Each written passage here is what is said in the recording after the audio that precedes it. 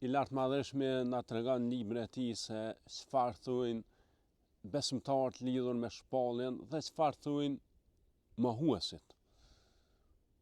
Lidhur me besimtarët i lartë madhëshme thot: "Wa qila lil ladhina taqaw madha anzala rabbukum."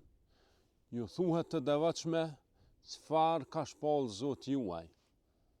Ata thujnë ka shpall mirësi.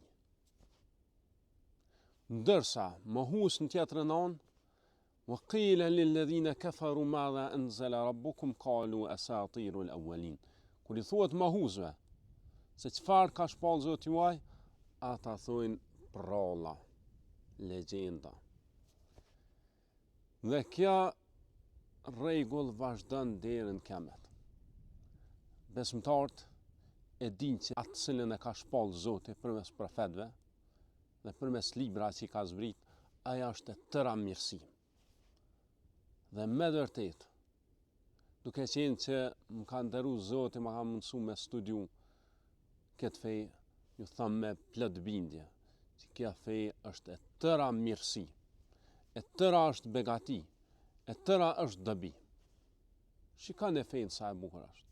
Të urdhran me adhuru Zotin, mi respektu prind, mi bajt lidh farfisnore, mi nderu jetimat, me që mirë me kojshi, e shumë rregulla tjera, deri edhe të mëson mi hek pengesat për rrugës, të ndalon vrasjen, prostitucionin, kamatën, hajnin, e shumë të mirë.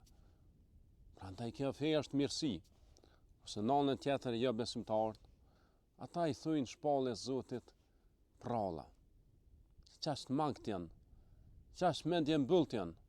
Për atë arsye edhe në botën tjetër do të dënohen në vendet mbyllta, se kanë qenë mendje mbyllt, kanë qenë të ulët, e kanë ushqy vetën e tyre me historie, me ata vetë kanë ushqy vetën e tyre me pralla, vetë kanë mizën në kapuqe e tyre dhe i akuzojnë besimtarët me pralla. Kurse ata bazojnë në legjenda, në shenjtrime të kota dhe pastaj me atë gjë që në vetë janë ra, mundohen t'ja hedhin tjerë.